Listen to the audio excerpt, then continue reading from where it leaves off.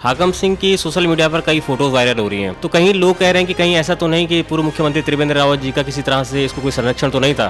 देखिए, वो हमारा कार्यकर्ता रहा है। सीबीआई की मदद ली जा सकती है इस मामले में। देखिए, हम अपनी एजेंसियों पे हमको विश्वास करना चाहिए। उत्तरकाशी जिले में आज बहुत बड़ी छात्र बारिश में भी सड़कों पर आ गए और उन्होंने सीबीआई जांच की मांग को लेकर, कुछ छात्र तो इसमें ऐसे भी हैं जो अपनी मेहनत से चयनित हुए हैं, तो उनका क्या होगा। पश्चिम बंगाल में देखो, जो शिक्षक भर्ती प्रकरण हुआ वहाँ पे सीबीआई चली गई। नमस्कार, मैं राजीव प्रताप और इस वक्त मैं हूँ पूर्व मुख्यमंत्री उत्तराखंड श्री त्रिवेंद्र रावत जी के आवास पर। और जो प्रकरण है बीडीओ में जो उत्तराखंड में चल रहा है, इसी प्रकरण पर मैं इनकी राय लूँगा और क्या इनका पक्ष है ये जानूंगा। आप सब लोगों की क्वारीज थी, स्टूडेंट्स की भी थी कि रावत जी से एक बार बात कर ली जाए। तो सर, पहले दिल्ली उत्तराखंड लाइव पर आपका बहुत बहुत स्वागत है सर। धन्यवाद सर। अभी हम देख रहे हैं कि उत्तराखंड में जो बेरोजगार संघ हो गया या छात्र हो गए, ये अपने भविष्य को लेकर काफ़ी चिंतित है। इनका ये कहना है कि जिस तरह से भर्ती परीक्षाओं में घोटाले हो रहे हैं और आयोगों में धांधलेबाजी चल रही है, न केवल अभी से बल्कि बहुत पहले से, तो इस संदर्भ में आपका एक बयान आया था। आपने एक बार कहा था कि जो अधीनस्थ सेवा चयन आयोग है इसको भंग कर देना चाहिए। अब मैं आपका पक्ष जानना चाहूँगा कि जो बेरोजगारों के साथ इतना कुछ हो रहा है, इस पर आपके क्या पक्ष और क्या टिप्पणी और आगे क्या करना चाहिए। वैसे मैं इस संबंध में काफ़ी बोल चुका हूँ,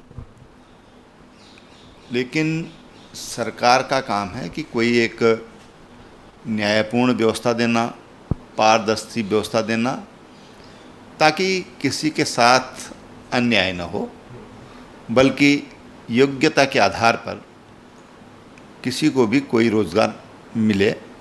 और विशेषकर जो सरकारी सेवाएं हैं, राजकीय भर्तियां हैं, उनमें पारदर्शिता का होना बहुत ज़रूरी है।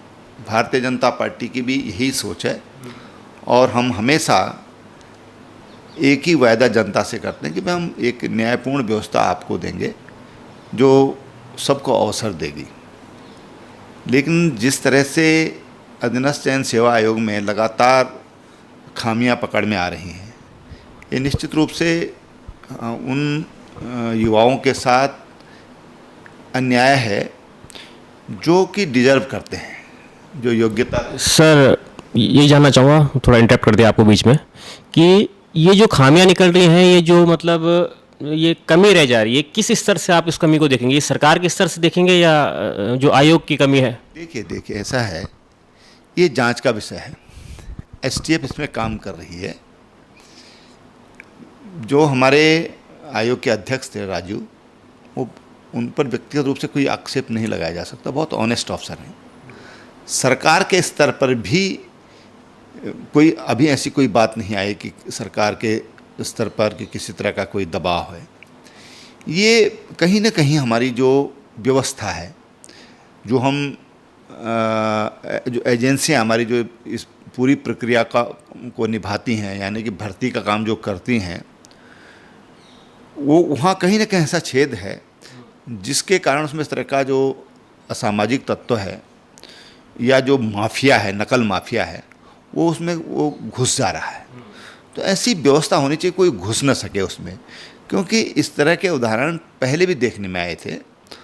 और इसलिए बार बार जब इस तरह की उदाहरण सामने आ रहे हैं कि भाई नकल हो रही है, तो या तो उसकी ऐसी व्यवस्था हम बनाएं, और तब तक के लिए हमको ऐसी एजेंसियों को तुरंत रोक देना चाहिए, ताकि एक पारदर्शितापूर्ण और एक न्यायिक जो हमारी सोच है, भारतीय जनता पार्टी की सोच है, हमारी सरकार की सोच है, वो हम दे सकें।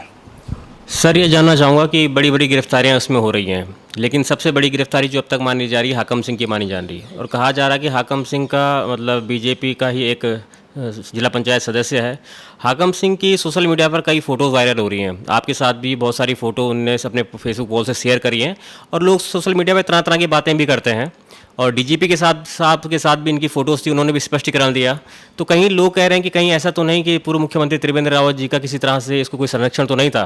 देखिए, वो हमारा कार्यकर्ता रहा है, और किसके साथ उसकी फ़ोटो नहीं है। हमारा कार्यकर्ता है, हमारे साथ, और हज़ारों लोग हमारे साथ फ़ोटो खींचते हैं। तो फ़ोटो खींचने से कोई वो ईमानदार नहीं हो जाता, या किसी के माथे पे नहीं लिखा हुआ कि वो क्या है। सबके साथ उसकी फ़ोटो हैं, नाम लेना किसी के लिए उचित नहीं है। न जाने कितने लोगों के साथ फ़ोटो हैं, लेकिन पार्टी ने उसको कहीं संरक्षण नहीं दिया है। सरकार ने उसको कहीं उसको बचाने का प्रयास नहीं किया है। सरकार ने जो काम उस पर करना चाहिए, जो कार्रवाई उस पर करनी चाहिए, वो कार्रवाई हो रही है। और अगर ऐसा कुछ होता तो उसको बचाया जा सकता था, ऐसा तो नहीं है। लेकिन उन्होंने गलत काम किया है। पार्टी का एक कार्यकर्ता अगर गलत काम करता है तो पार्टी का दायित्व है कि उसको पार्टी से तुरंत बाहर करे और उस पर जो दंडात्मक जो भी कार्रवाई उस पर होनी चाहिए वो कार्य उस पर सरकार करे, उसमें पार्टी कहीं बाधक न बने, तो सब हो रहा है। सर, आपको लगता है कि जो एसआईटी की जांच अब तक चल रही है अभी तक काफ़ी संतुष्ट है, लेकिन अगर जांच को और ज़्यादा निष्पक्ष हम चाहें तो सीबीआई की मदद ली जा सकती है इस मामले में? देखिए, हम अपनी एजेंसियों पे हमको विश्वास करना चाहिए। अपनी एजेंसियों पर जो रोज़मर्रा हमारे साथ काम कर रही है, हम उस पर हमको उस पर पूरा विश्वास क्यों नहीं करना चाहिए? और जब इतना बेहतर काम हमारी एजेंसी कर रही है, हाँ, लेकिन अगर ये इसका विस्तार अगर अन्य राज्यों में मिलता है तो तब किसी सेंट्रल एजेंसी का सहयोग लिया जा सकता है। लेकिन अभी तक इसके ऐसे कोई सूत्र नहीं है कि कहीं पर कोई हमारे पकड़ में आया या सक्के दायरे में आया, उसको पकड़ा नहीं गया है। उनको पकड़ा जा रहा है तो उनको पकड़ के जहाँ उनकी जगह वहाँ उनको भेजा जा रहा है। सर, आज ही की बात है, उत्तरकाशी जिले में आज बहुत बड़ी छात्र बारिश में भी सड़कों पर आ गए और उन्होंने सीबीआई जांच की मांग को लेकर हर जिले से लोगों को मांग कर रहे हैं। तो कहीं ना कहीं आपको नहीं लगता कि बेरोजगारों को हित को देखते हुए अगर इसमें बेरोजगार इतना सीबीआई जांच की मांग कर ही रहा तो एक बार सीबीआई जांच करा के, इसमें तो ये है कि पार्टी की छवि और ज़्यादा बेहतर होगी, हमने अपने ऊपर ही सीबीआई जाँच करवा दी। नहीं, देखिए, ऐसा है कि जो लोग सीबीआई जाँच की मांग कर रहे हैं, सोनिया गांधी पे सीबीआई की जांच हुई तो उसका वो विरोध कर रहे हैं। वहाँ वो सीबीआई पे विश्वास नहीं कर रहे हैं कि साहब वो तो भारत सरकार की एजेंसी है, तो भी एफबीआई को लाएं क्या? तो ये जब हमारी एजेंसी बेहतर काम कर रही है, 19-20 लोग अब तक जेल में जा चुके हैं, तो हमको उन पर विश्वास करना चाहिए।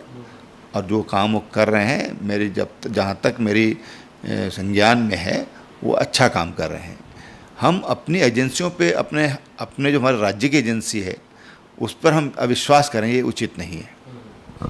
सर, जिस तरह से मुख्यमंत्री धामी ने अभी हाल में ही एसटीएफ को ये मामला सौंपा था, आपको नहीं लगता कि ये मामला धामी जी को पहले ही एसटीएफ को सौंप देना चाहिए था? उन्होंने कम से कम, जबकि इस बेरोजगार सड़कों पर उतर गए, जबकि एक पक्षीय हो गया मामला, सबको लगा कि अब बेरोजगार इस मामले में हावी हो गए, तब जाके मजबूरन एसटीएफ को मामला सौंपा। ऐसा कहीं नहीं है। मुख्यमंत्री को हमारे ही लोगों ने ज्ञापन दिया और मुख्यमंत्री ने तुरंत उसको एसआईटी उस पर जांच बिठाई। एसटीएफ ने उस पर अपना काम शुरू किया तो तुरंत उस पर काम शुरू किया। कोई बेरोजगार सड़क पे नहीं था। तुरंत हमारे ही वर्कर ने, हमारी पार्टी के कार्यकर्ता ने मुख्यमंत्री के पास गए, उन्होंने कहा इसमें इस तरह की शंकाएँ व्यक्त की जा रही है, और तुरंत उन्होंने जाँच बिठाई। और मुख्यमंत्री और क्या कर सकते थे, उन्होंने तुरंत उस पर काम किया। तो आपको सर लगता है कि, अच्छा सर, एक प्रश्न ये भी है कि कुछ छात्र तो इसमें ऐसे भी हैं जो अपनी मेहनत से चयनित हुए हैं, वो रोज़ एसटीएफ ऑफिस जा रहे हैं अपना पक्ष, उनका क्या होगा? नहीं, देखिए, अगर कुछ कक्षों में ऐसी गड़बड़ हुई है, क्योंकि पहले में ऐसे हुआ था, तो उसमें एक कोचिंग सेंटर का इन्वॉल्वमेंट पाया गया था, कुछ लोग उसमें पाए गए थे, उनको पकड़ा गया था।